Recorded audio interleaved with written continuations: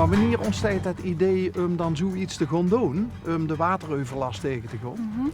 Nou, ik denk in elke beslissing wat we hier nemen, wil voor, denk voor nou over de bodem, de biodiversiteit en eigenlijk het gezonder maken van het algehele systeem. Dus de wil ze eigenlijk in plaats van gaat uitputten of gaat gelijk houden, wil ze het verbeteren. En ik denk dat met alles wat ze deed, dus bijvoorbeeld ook het aanplanten van bomen, draagt er natuurlijk aan bij. Okay. Dus voor werken regeneratief noemen ze het. En voor z'n, het is een lentelandboerderij, dus het is aangekocht door een stichting en vervolgens, die stichting is landelijk, dus er zijn een aantal van dit soort boerderijen in Nederland. En Lenteland zoekt dan regeneratieve boeren wat het op die plek gaan runnen, zeg maar, en daar ook gaan wonen en die community gaan opbouwen. Het is natuurlijk voor beter het land en voor werken samen met de natuur, maar dat is dat ook samen met de gemeenschap. Dus we willen ook heel graag de klant weer betrekken bij de boer en het land. En in dit model van Lenteland, het is dus ook niet onze boerderij, maar we zijn een coöperatie en mensen kunnen hier in het midden om. Dus ze kunnen mede-eigenaar worden, investeren in deze plek en op die manier maken we samen gezond voedsel mogelijk.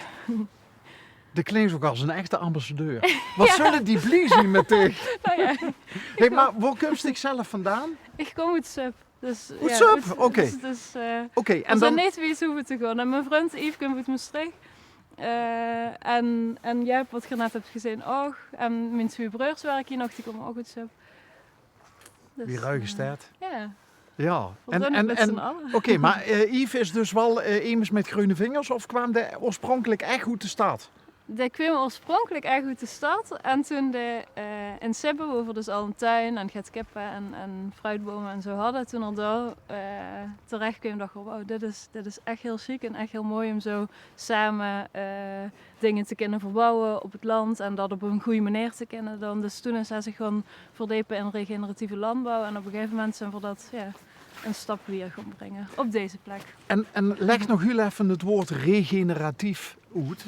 Ja, dat klinkt als opnieuw tot leven brengen. Ja, regeneratie is eigenlijk, dus regeneratief werken betekent dat ze het eigenlijk nog een stap weer brengt dan duurzaam bezig zijn. Want duurzaam zijn dat gaat op één niveau blijven, dus dat gaat niet slechter maken, maar eigenlijk ook niet per se beter. En met regeneratie is ze inderdaad een systeem aan het herstellen. En het is eigenlijk een opwaartse spiraal, dus ze zoeken altijd naar wie kan voor dit gehele systeem en dit ecosysteem op dit land nog beter maken. Kijk. En zo maken we ook alle boerenbeslissingen. Nou kent ik natuurlijk veel mensen die ook binnen die... want dan zei ze, is het een stichting? Ja, precies. Zien dat vooral ook jonge mensen? Ja, eigenlijk wel. Dus het... niet dat, ik bedoel, in principe kan ik in Lenteland boer worden, maar over het algemeen zussen dat het vaak jonge mensen zijn wat bijvoorbeeld zoals ik en Ivo geen toegang hadden tot land. Dus we wouden dit graag gaan doen, maar ja, begin maar eens ergens. Ja. Dus op die manier zijn we ook bij Lenteland uitgekomen dat ze door dit model, doordat ze het uiteindelijk samen met de gemeenschap gaan dragen, de grond en de boerderij en het hele systeem. Dus de deur wordt er ook bij betrokken? Ja, precies. Kijk. Ja. Dus dat is eigenlijk... Mensen, laat nou even naar een van de tunnels. Ja. Lap ze even mee? Ja. Ik denk wel dat de volgende tunnel mooier is. Hier is de vorstplein overheen gegaan. Hè. Maar we hadden tot vorige week dus nog tomaten, maar nu zijn ze... Dus wat ik best wel... Ja, tot heel lang heb ik tomaten gehad. Maar nu ziet dat er zo uit. Ja, maar in de zomer is het natuurlijk wel mooier. En hier zijn we ook inderdaad wel het leeg aan het ruimen. Hier stonden de pepers en de paprika's. Stonden ze nog steeds, pepertjes? Ze stonden er nog steeds, maar dit is ook, de vorst is hier nog flink overheen gegaan. Dus min 7 geweest. Dus dan, het zijn natuurlijk in de kassen gruiver de gewassen wat van warmte houden. Dus echt de zomergewassen.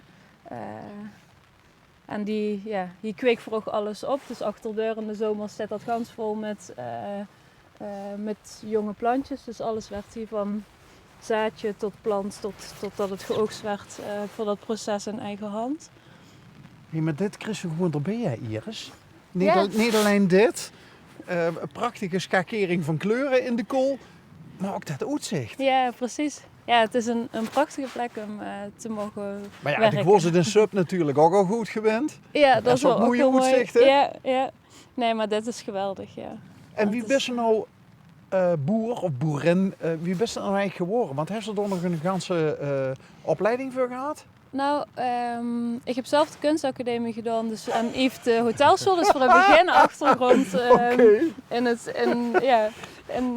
als agrariër. Maar Yves heeft uiteindelijk een aantal regeneratieve landbouwopleidingen gedaan, online. Dus dat was een van een man uit Zweden en de andere een pionier in Canada, wat op deze manier groenten verbouwen en op deze manier een kleinschalige gemengde boerderij opzetten. Dus daar heb ik er heel veel van geleerd. Klinkt een beetje als, wie hoort dat ook alweer? Biggest Little Farm of zoiets? Ja, ja. Is dat, ja?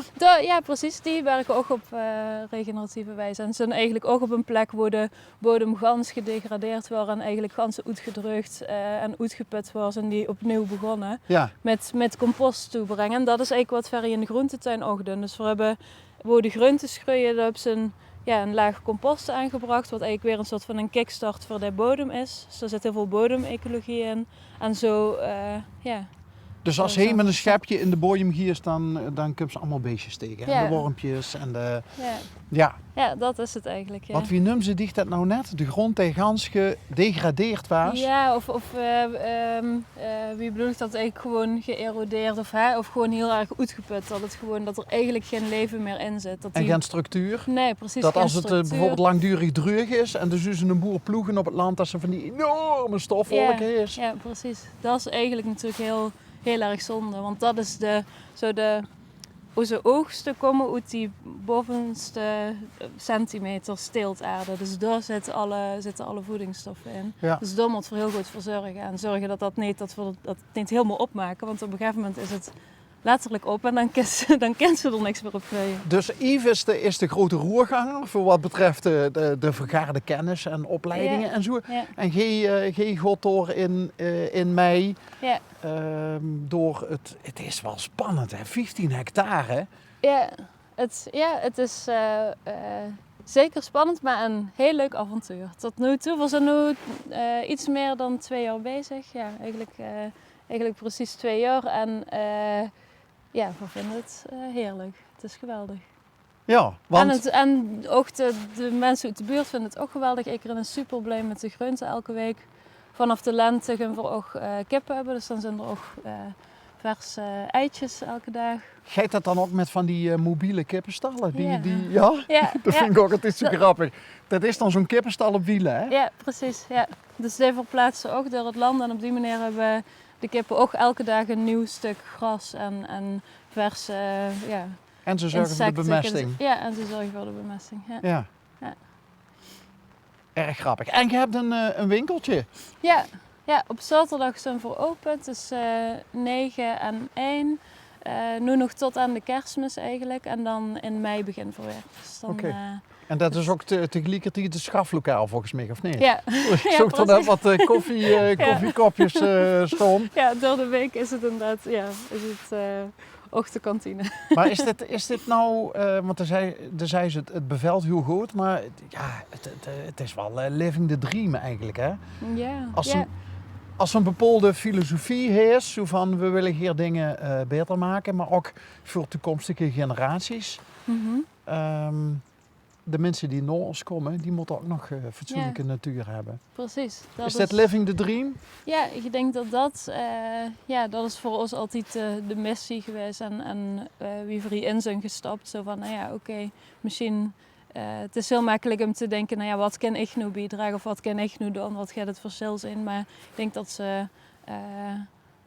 dat ze ook op kleine schaal heel veel kunnen betekenen en voorop anderen te inspireren.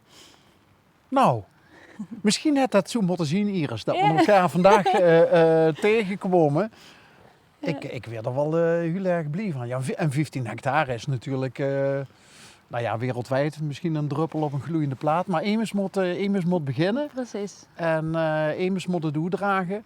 Ja. En hoeveel voedsel, wie noemt ze, pakketten? Ja, We leveren nu aan 120 gezinnen per week groente. En dan nu volgend jaar komen er weer plekken vrij. Dus dan heb je voor weer een 50 gezinnen extra plek.